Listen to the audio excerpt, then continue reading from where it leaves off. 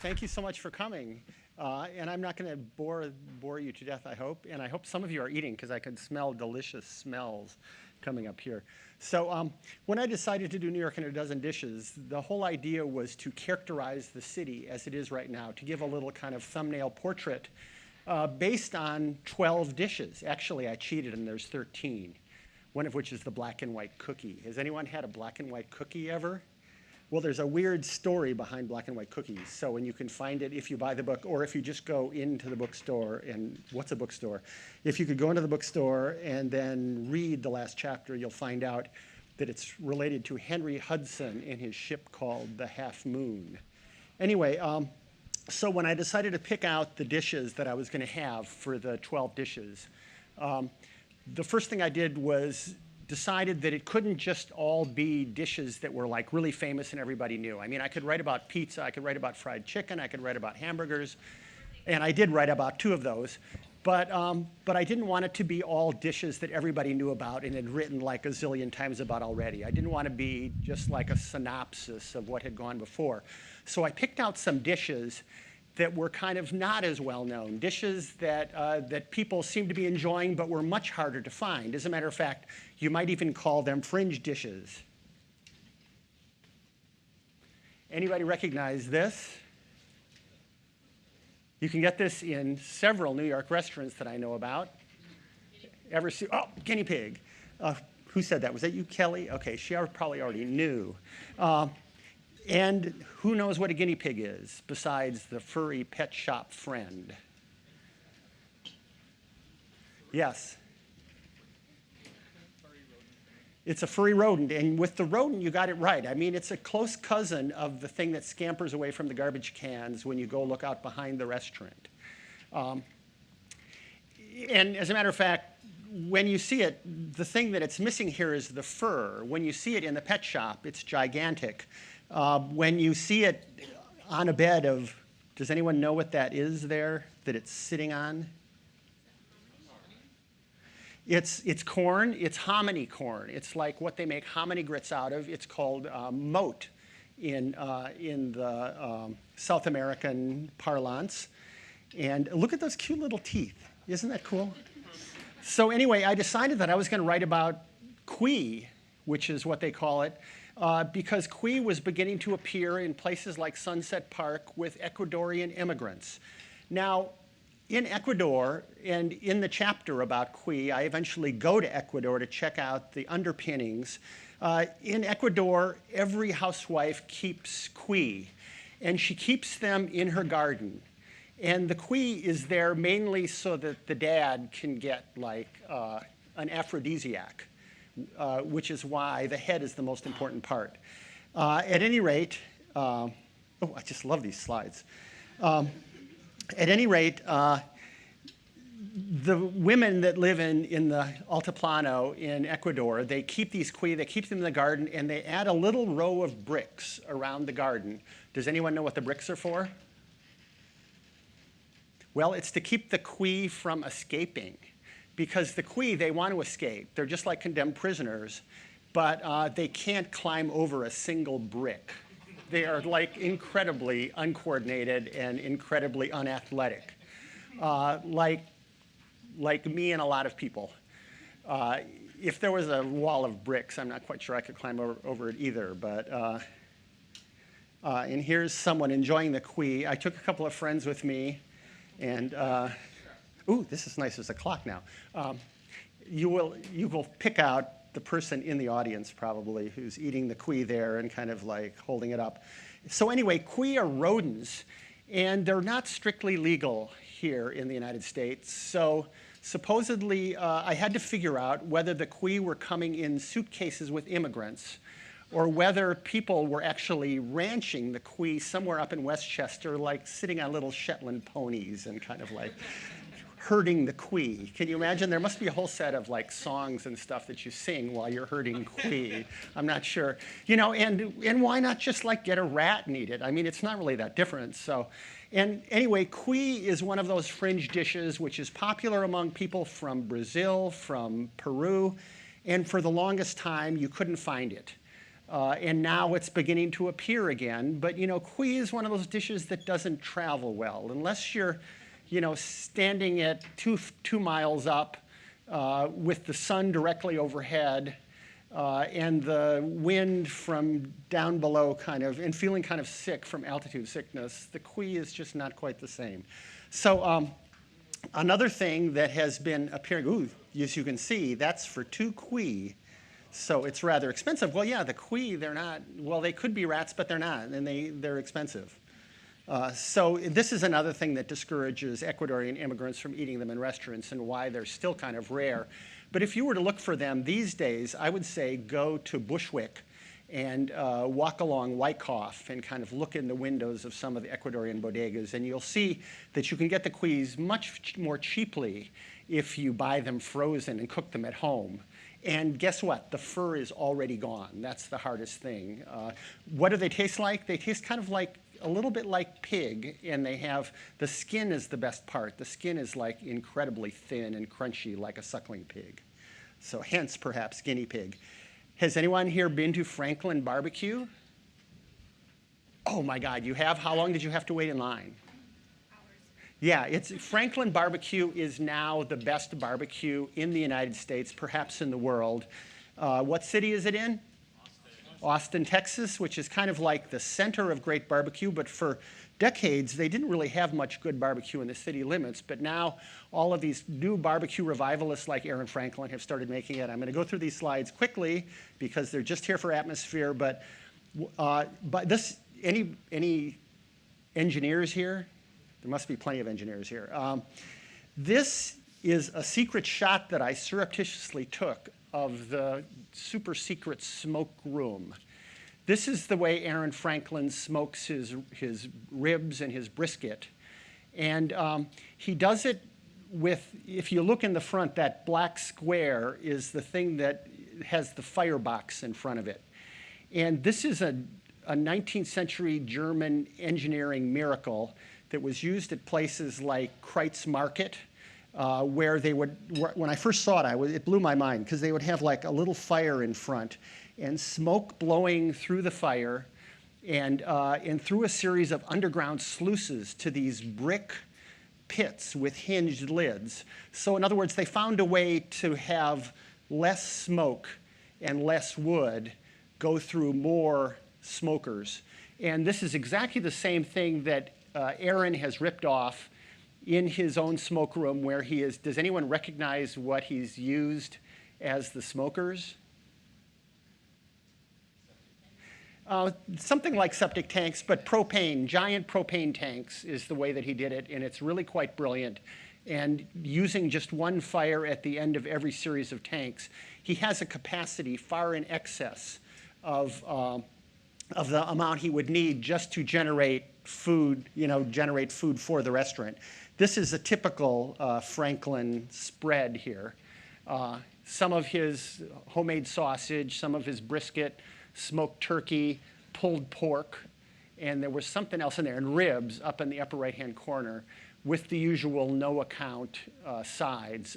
In Texas, you don't go to barbecue for the sides, you go there for the meat. And the meat there is just mind-blowing. It took me a little while to figure out what he was doing that made his barbecue the best in the world, other than just using this 19th century German technology and smoking it a fuckload of time. See, you say fuck and everybody laughs. Does anyone know what his super secret trick is? Anyone bought his cookbook and have an idea what his secret is, his dirty secret? Some of the people that went with me to Franklin Barbecue when we went just a few weeks ago know what the secret is. Yes? I paged through the book, High Quality Animals. Yeah, he decided for the first time ever to use actual prime meat, to use the kind of meat that you get when you go to a fancy steakhouse that is characterized by being so marbled with fat that it just, because the fat is what barbecue is about. So let's see, and we took a drive in the Texas Hill Country afterwards, completely blissed out with the meat. And these are Texas peaches, which you can get around Fredericksburg only for a couple of weeks every year. Just fantastic peaches. And what am I doing next here? Anyone recognize where this is? One of the chapters of the book is about how great barbecue came to New York for the first time. And this is a line in front of one of our most famous barbecues. Which one? No, good guess. You're in the right neighborhood. Brisket Town, also known as Delaney BBQ. That's right. And here, just like they have lines at Franklin's, we have lines here to get, or used to have lines here. Now we have so many barbecues that no one really has to wait in line anymore. Well, there are still lines, actually. Yes, it's Delaney BBQ, also known as Brisket Town. Delaney is a kind of an interesting guy.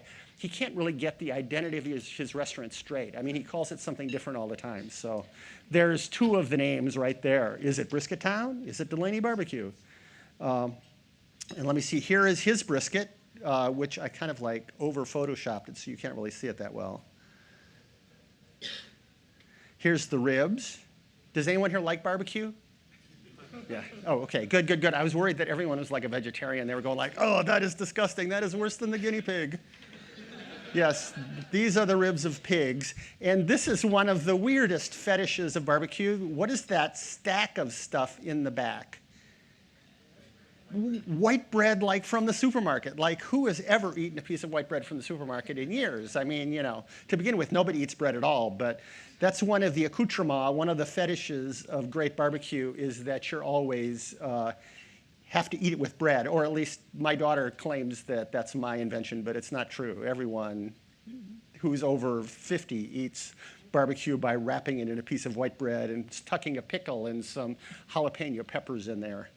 Let me try to go. And this is another barbecue spread. Does anyone know, just by the way it looks, where it comes from? I'm testing your barbecue knowledge of the great city of New York. This is one of the greatest places to eat barbecue in the world now. Not quite as good as Texas, but you don't have to drive as far. I'll keep going. Tell me when you figure out what it is. Oh, and this, if you're a barbecue nut, you know that this is one of the weirdest barbecue offerings. It's prime rib, done barbecue style, but left rare. So in other words, it's not really smoked that long, but it still tastes really smoky. And this, anybody know what this is? Beef rib. Yes, beef rib. A friend of mine, Daniel Vaughn, who's the barbecue editor of Texas Monthly, he dug back into barbecue history and discovered that brisket was not like the most important barbecue item until the 1950s. That before that, basically the barbecuers would just barbecue whatever they had on hand that nobody wanted. And beef rib is rapidly becoming the most popular barbecued item in a lot of Texas and in a lot of New York barbecues. This is a beef rib. As you can see, it gets really, really intense looking, very, very fatty, absolutely delicious. Don't you dare put any barbecue sauce on it. There's two kinds of people that eat barbecue. There's people that eat barbecue for the barbecue, and there's people that eat it for the sauce. So if you eat it for the sauce, don't even bother getting barbecue. Just like throw something in the oven and pour barbecue sauce all over it. So I hope I'm not stepping on anyone's toes there. Well, that last few pictures was from our own hill country, and there are two hill countries. One of them is in Brooklyn now, downtown Brooklyn, and both of them are absolutely fantastic. The difference is that the one in downtown Brooklyn serves my favorite, which is hot links, which is something that I ate when I was going to high school in Dallas, Texas, one of the worst cities in the history of the world. They killed Kennedy, after all. This right here is Hometown Barbecue, which is in Red Hook, Brooklyn. A really wonderful barbecue on its own. There's their brisket sandwich turned into a New York barbecue with that onion roll, which is a staple of Jewish delis. So, you know, we have a lot of fusion going on here. They even try to barbecue pastrami. Here's showing that they do have lines too here, just like they do at Franklin's in Texas at Hometown. My advice is to get there at 5 minutes before noon when it opens on Sunday. Here is some of Bill Durney's turkey. Now, I normally think that turkey is the worst thing to barbecue. It's just so boring and so dry. But barbecue guys have found a way. I don't know whether they're shoving balls of fat down the turkey's neck or something, but they found a way to make turkey fatty. So, and that's the rib, his rib there. You can see it's blackened beyond recognition. Mighty Quinn's at the Brookdale location, another great barbecue place. So, and here we are back into the seafood. This is another chapter is about clams. So here's some delicious raw clams. Does anyone here like raw clams?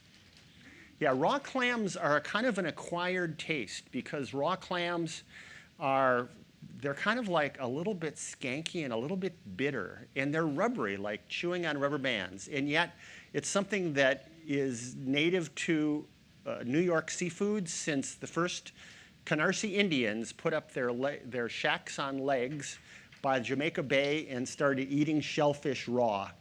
And here's a typical plate of raw clams. This one happens to be in Highland, New Jersey. It's not quite in New York, but near Sandy Hook. And here's Bear's, which is a famous seafood institution there.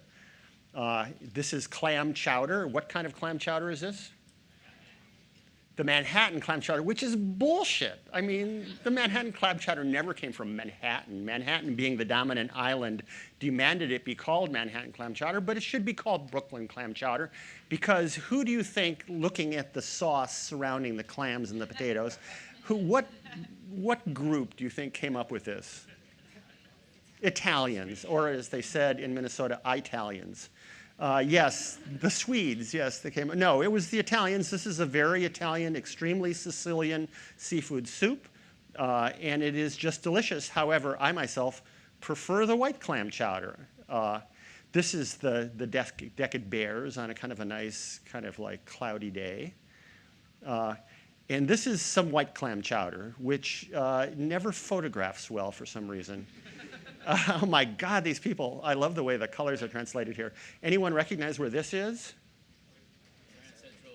That's right, which is one of the best places. If you go and you sit at that snaking lunch counter, it's really very inexpensive.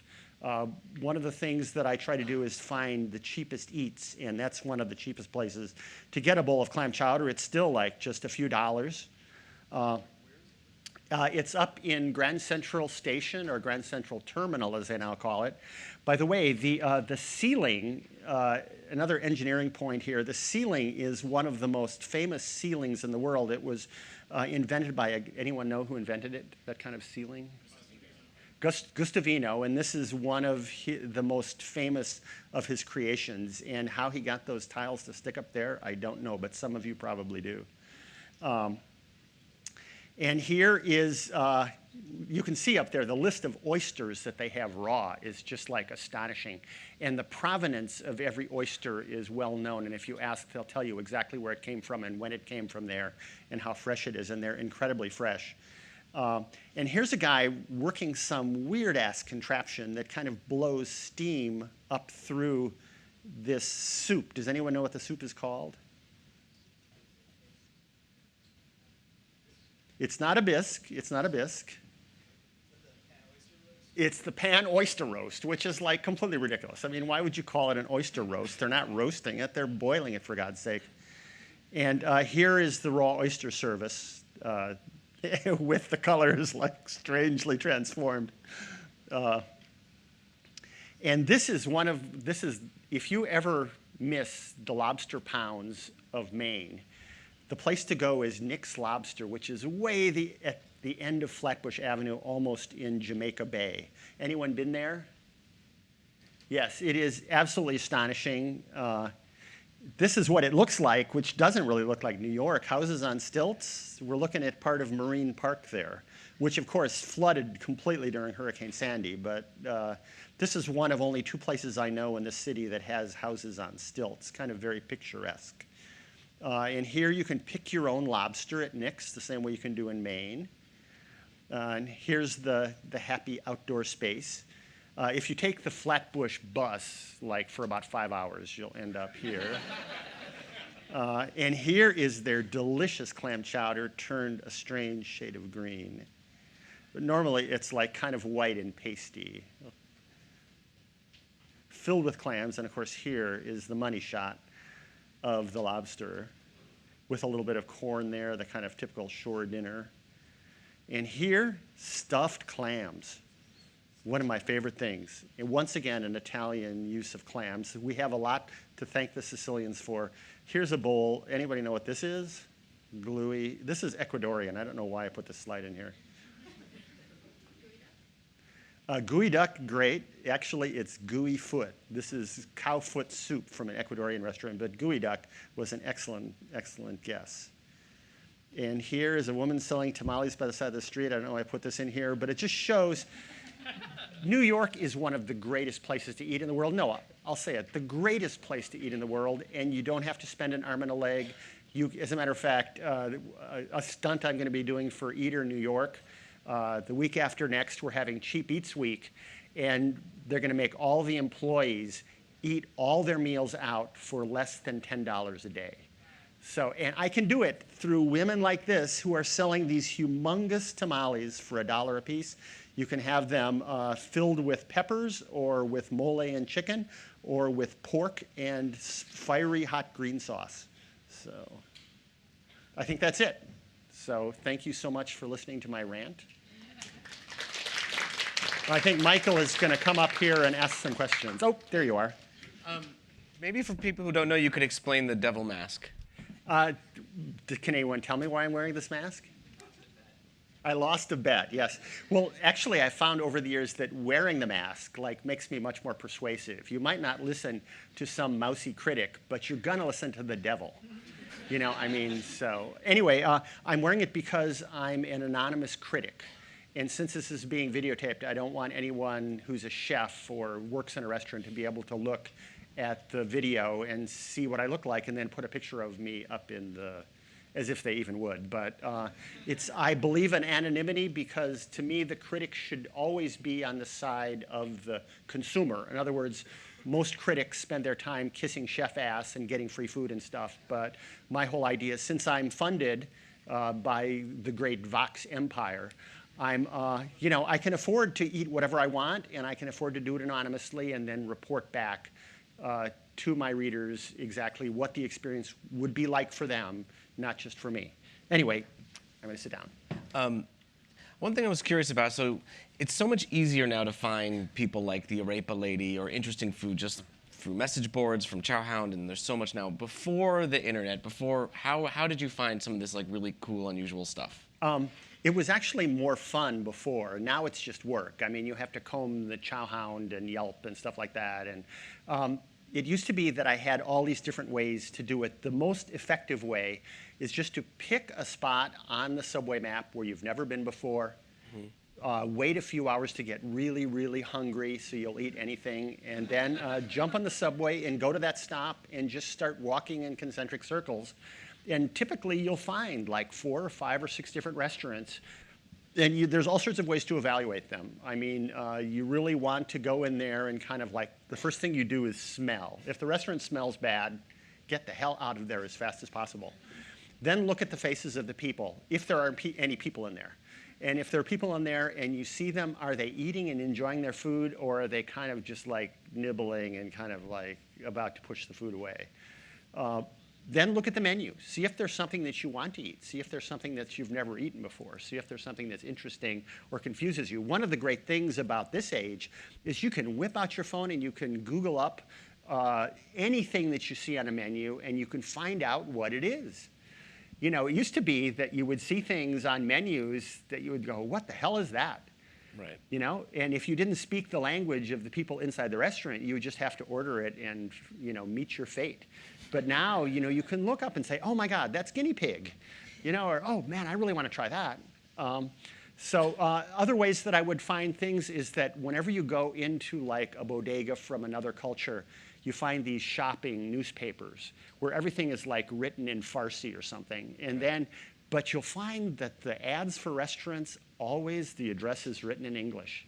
So if you have a Persian newspaper and you're reading and you see 4 or 5 display ads, they will tell you where those restaurants are. And other ways, you get tips all the time. People, and you should all send me tips, by the way. It's robert@eater.com. I love to have tips when you see places that have just opened, especially. Up on 26th Street, there's a new Georgian restaurant. I'm not talking Georgia, USA, but Georgia, SSR. So anyway, does that answer your question? Yeah. When did you, you write a lot in the book about eating, brains and guinea pig. When did you realize you had a taste for unusual things, or that you were interested in that? Well, I grew up in the Midwest and in Texas, and at the time when I was a kid, we didn't really have much interesting in the way of food. I mean, Right. we ate meatloaf, we ate instant mashed potatoes, we ate frozen peas, we ate stuff like that. And really, I think I ate out in restaurants maybe 5 times before I went away to college forever at the age of 16. And you know, once I had food in New York, I tasted something a little bit exotic. It just blew my mind. It was like, how can something be so good? How can something be spicy? How can people put so much garlic in something? And it's like, whoa, I love this stuff. And I've never stopped. So, you know, I eat out as often as I can, and I've never lost the feeling that there's something like really special about this city food-wise, and that there's so much exciting around us. I mean, I calculate there are 50,000 restaurants in the city. So, you know, how many can you eat in a lifetime? Maybe like 1,000, Yeah. 2,000? Is there something you just wouldn't eat again that just wasn't worth it? There definitely are things that I've eaten that I wouldn't eat again. But the thing that I consistently don't like to eat but eat anyway is brains. The thing about brains is that brains look like brains. I mean, it's almost like you're a cannibal or something. I mean, they're all gray and wrinkled, and they're pretty much all cholesterol. You know, it's all fat, and there's nothing in there to vary the terrain. It's all like kind of like gray custard. So anyone here like brains? I mean, I know people that really like brains, but usually they have a kind of psychotic edge to them. I don't like them. I've had them. Yeah. You also wrote, I think I've read you writing about, I think it's maybe Nigerian food, and there's these, is it land slugs? Oh, yeah. Or That land was- snails? Yeah, no, that's Those another good example. Those sound Yeah. sort of vile. Yeah. Well, there's a lot of cultures where they don't have a lot of toothbrushes and toothpaste and stuff. Like if you go to West Africa, everyone is chewing on these chew sticks. And the reason that they chew on the chew sticks is that that keeps your teeth relatively healthy. It kind of acts like a toothbrush. By the same token, one of the things when I bring friends to African restaurants, you know, they take one bite of the meat and they immediately turn up their noses and they say, oh, this food is no good. Why do you think they say the food is no good? What is it about the meat that annoys them? Anyone have a guess?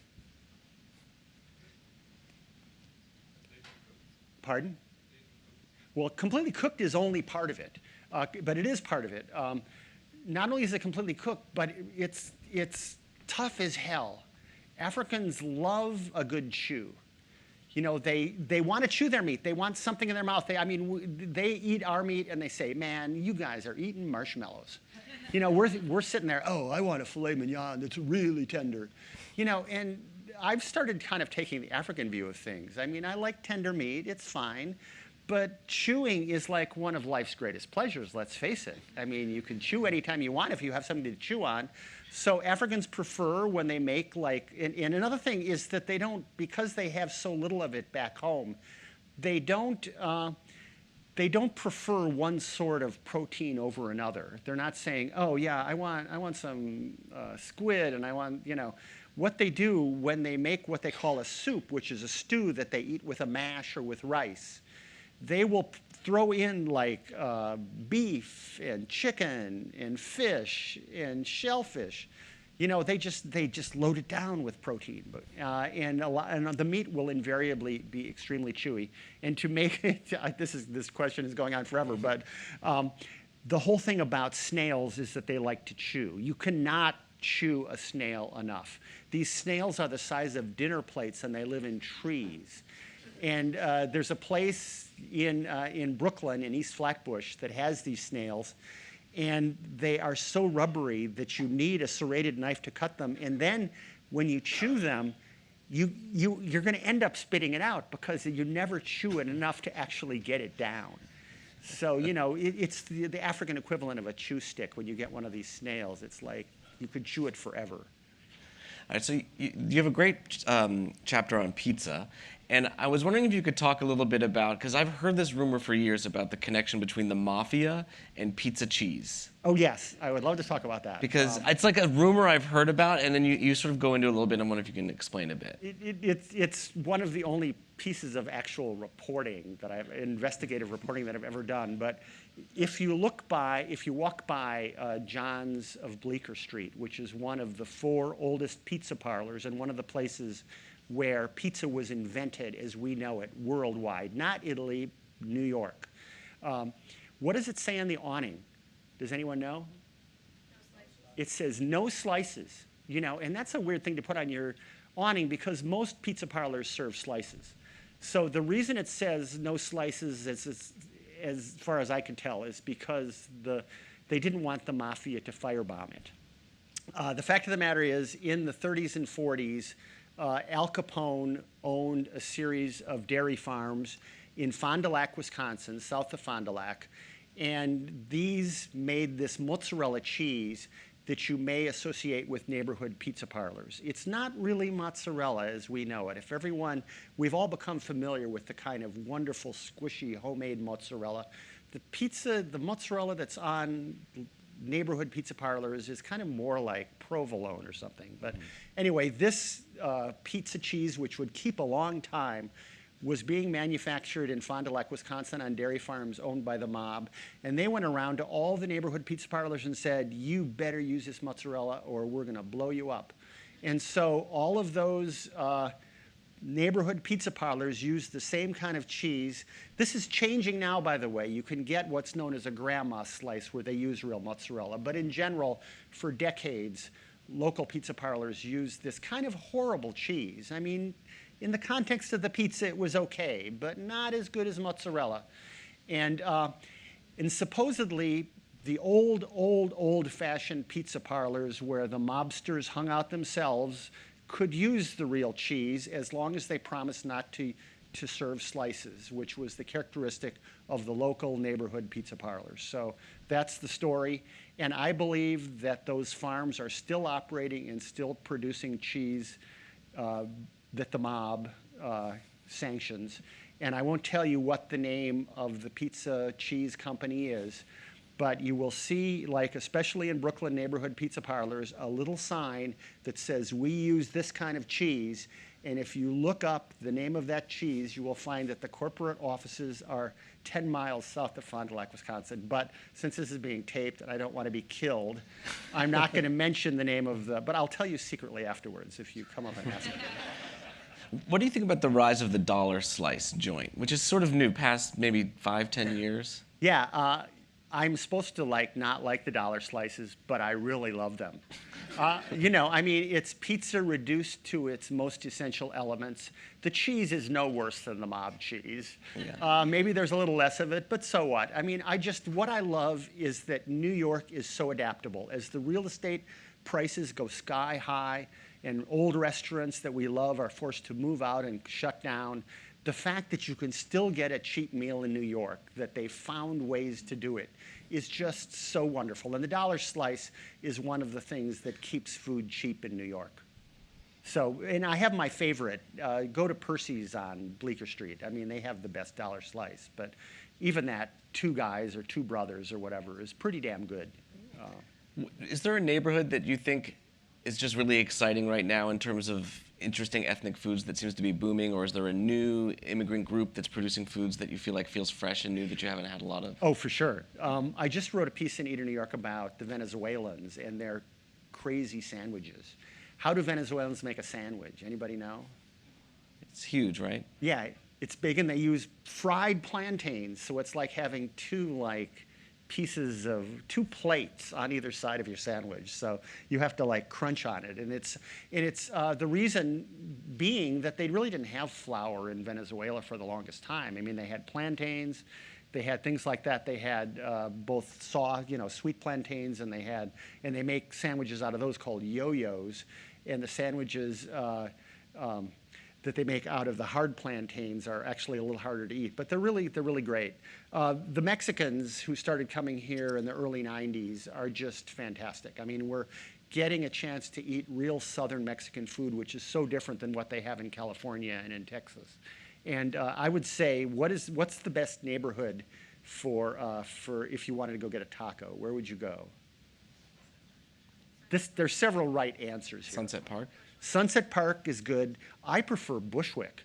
The stuff that's going on in Bushwick taco-wise is just phenomenal. You know, I mean, you could get all of these unreconstructed tacos that are just absolutely fantastic. Anyone have a favorite taqueria in Bushwick? My favorite is right on Myrtle. It's called Taqueria Izukar. And it's just fantastic. Their specialty is suadero, which is brisket. But they also have phenomenal ear tacos where they've like stewed the pig ear for like probably days. And it's just absolutely fantastic. I would love to open it up to questions. There's a couple microphones there if people, or you can just stand up and talk. Oh, nice. People are very excited about tacos, but as a vegetarian, I've never found any that are interesting. Do you have any recommendations? I would go, I forget the name of it, there's a taco factory, someone will know. There's a tortilla factory in Bushwick. Nick's Tamales in Queens is in Corona. Which one? Los Hermanos, thank you so much. Yes, Los Hermanos is there used to be 7 tortilla factories in Bushwick when you could afford to have a tortilla factory in Bushwick. And the Los Hermanos, or the women, they decided that they were going to go hipster and start serving tacos. And they have one of the best. You know, it's not bad to be a vegetarian and eat tacos because there's so many good tacos that are vegetarian. And they have a couple of vegetarian models that are absolutely fantastic. And it's very easy to find. It's a few steps from the Jefferson stop in Bushwick. So good question. Over there. A little closer.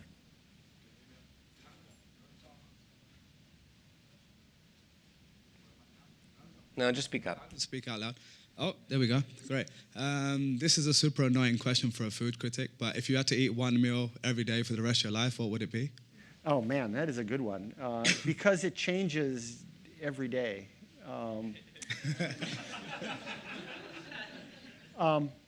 I ate last night in a restaurant called Faro in Bushwick that just has the most amazing pastas. They have this vegetarian pasta that is nudi. Does anyone know what nudi are? Nudi are little Italian dumplings made with ricotta. And it had these green chickpeas with it. And if I had something to pick right now to eat every day, it would be that. Okay, great. Thanks. Thanks for the question. Over there. Sure. So I saw that you'd recently done, I think it was your piece on Eater about cuisine in New England, most Connecticut. Oh, Connecticut, yeah. That was fun. And my wife and I are taking a trip up to Maine in a few days, and we're going to be driving there. And I'm curious, if you had one spot in Connecticut or that part of the world that you would stop for seafood or something like that, what would it be? That's a good question. If you look at the piece, there's one place that had hamburgers as well as like clam chowder. Mm-hmm. And I'll recall the name afterwards and tell you what it is. Okay. So, yeah, and that place is absolutely fantastic. Okay, great, thanks. Pizza in New Haven. Yeah. Pizza in New Haven is good, yeah. Here, we can go over here now. Yeah, is there a particular cuisine or ethnic food that you feel like is underrepresented or misrepresented in New York? And if so, what do you think it is? I'd just be curious. I'm probably not as adventurous as you. And if so, is there a reason you think that is the case? We have a lot of cuisines that we're missing completely here. There's historical reasons for that, but I would say Laotian and Cambodian are two cuisines that are very interesting but are completely underrepresented here. We have one upscale Laotian restaurant that really doesn't cover the territory very well. You kind of have to go to Nice, France or someplace like that, or to Laos, of course. But that and Cambodian, I would say, are two examples of two that we don't have. You know, we're missing certain cuisines. Pardon? Those are totally fake. They invented those. I mean, they're basically Vietnamese banh mi. I mean, maybe they serve them in Cambodia, but that does not cover the range. The best place actually to get Cambodian cuisine is in a Vietnamese restaurant. And the reason is that most of the Vietnamese people who lived in the Mekong Delta southwest of Ho Chi Minh City are actually from Cambodia or have connections with Cambodia. So many of the Vietnamese restaurants have at least a hint of Cambodian cuisine. Cool. Thank you. Sure. Cool. Over here. Hi. There's a place in Barcelona, in Spain, where it's essentially just one guy. He runs the whole thing. He cooks, he serves people. He decides what's on the menu. I mean, there is no menu, whatever he's cooking. Super simple food, but it's amazing. It has a lot of personality. I'm guessing New York, because it has different legal issues and so on, is not the best place for places like that. But do you know, like, single-person-run places that have their own flavor? Who's that crazy guy on Steinway that, yeah, the Egyptian guy. Yeah, I do too, but there are places like that. Not too many of them, you're right. But it's more like, you know, the guy in Barcelona, does he not have any customers or something? Or He has people that come there every single day, and he's been in that place Right. for 42 years. Because it's very hard to run a restaurant for one person. I mean, I've been in restaurants where one person was running around being the waiter, the greeter, the cook, you know, the busboy. And it doesn't work very well. You know, I would say Mitchell's Soul Food just has like one cook and a very small staff. If you want to go to Vanderbilt, I mean, that is absolutely fantastic. But, you know, I can't offhand think of, what was that guy's name? Yeah, there's an Egyptian guy that does everything himself, and there's only like 5 seats in the place, and you go and sit down, and he makes you whatever the hell he wants. Kebab Cafe, thank you. But what's the guy's name? I can't remember. He does the decorations too. He does everything. Yeah, he does. And his brother had a place down the street that eventually closed down. But yeah, and Kebab Cafe is still there, so I recommend it's on Steinway in Astoria. Very, very easy to get to. You should try that. Okay, thanks. Yeah.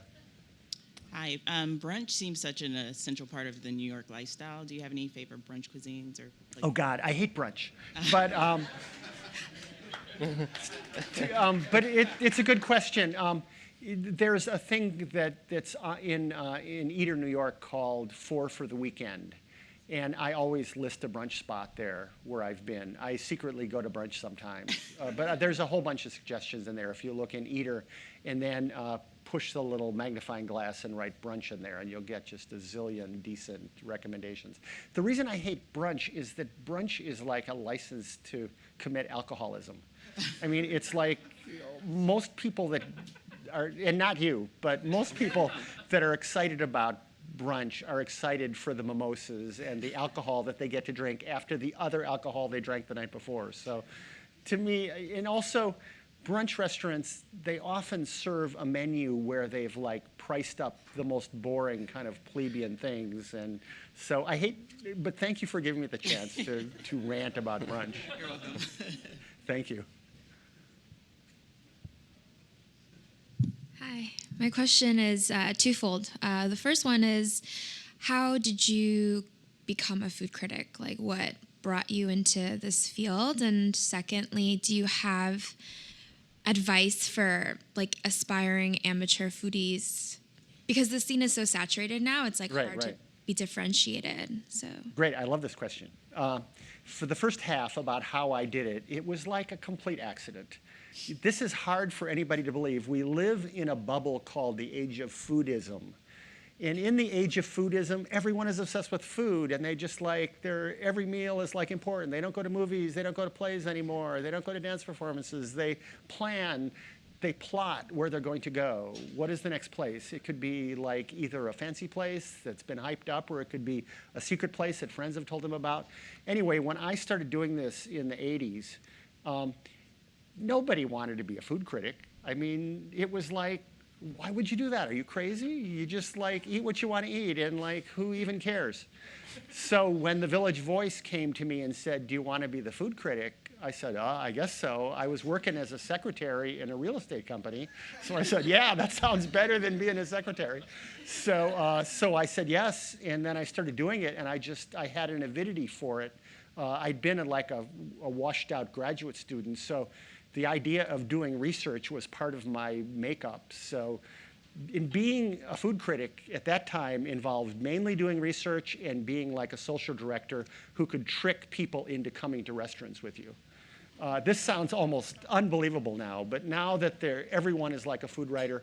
And for the second half of your question, I would say the most important thing about becoming a food writer as a profession is to just begin doing it now like you're a professional and don't look back. I mean, the most important thing about being a food writer is, these days at least, in the age when blogs are ascendant, is to be able to write a lot. Be accustomed to writing unself-consciously. Practice writing all the time. Start your own blog, start your own Instagram, and just like write all the time. Think of topics to write about. For the blog, however, pick a narrow topic that hasn't been covered yet. Whether you write about Jell-O in restaurants, whether you write about unusual ethnicities that you've never seen before, whether you write about a certain neighborhood.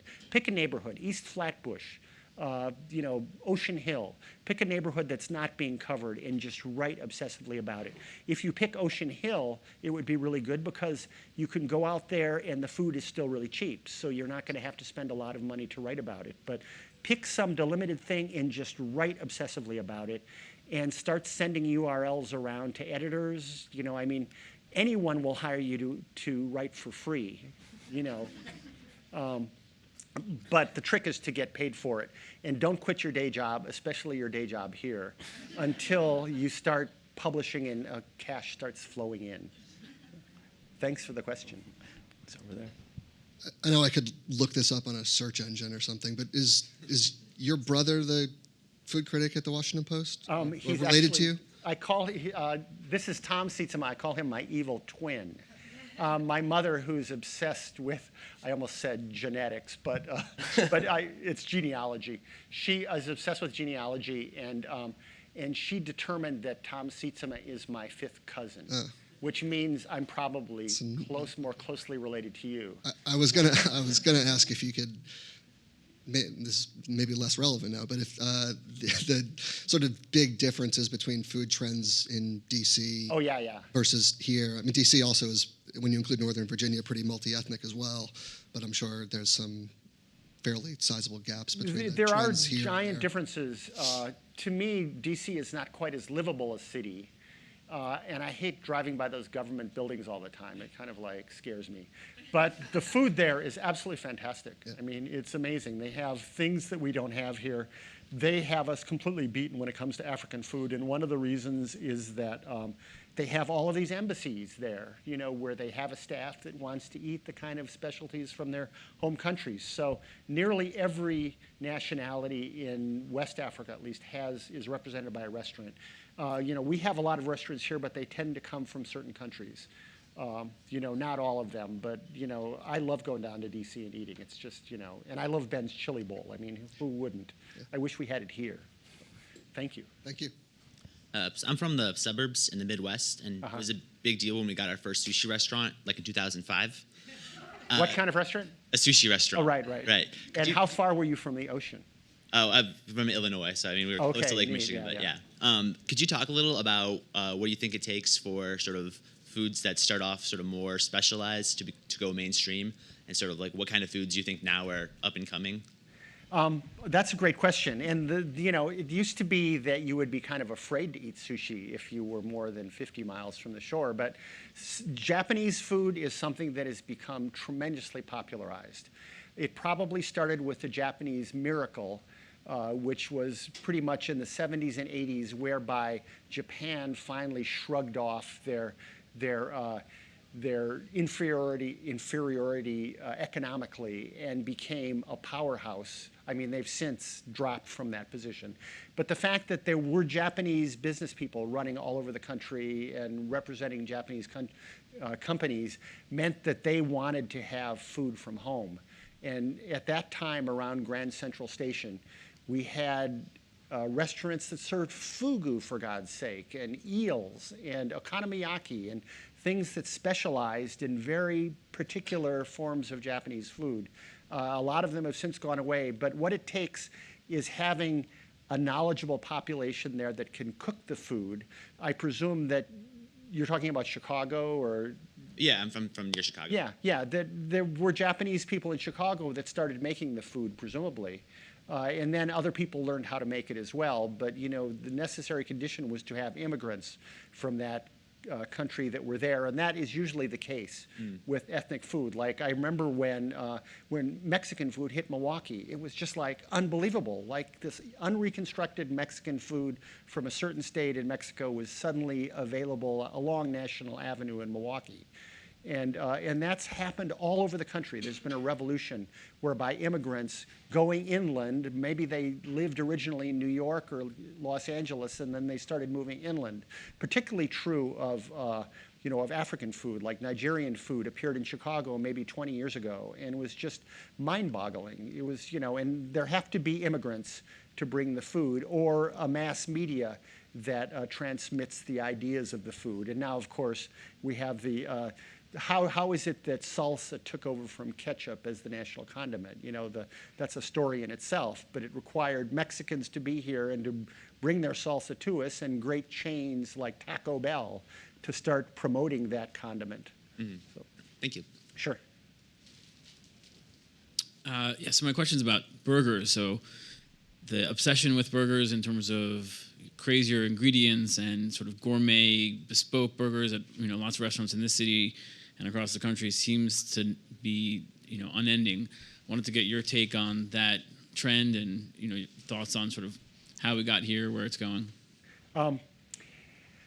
I call burgers is an interesting phenomenon, because burgers have been with us since the 1820s, when they first started appearing on the Lower West Side of Manhattan to feed German sailors without the bun. And of course, the bun first appeared any number of places. New Haven, Connecticut is one of the places that claims to have invented the hamburger, which had bread, but eventually hamburgers had buns. It's often been known as comfort food. But one of the things that made them so popular in the current era is what I call the glamorization of plebeian foodstuffs. And what that means is that restaurateurs who would formerly serve you a steak found that by the glamorization of hamburgers, they could give you a hamburger and you would be just as happy.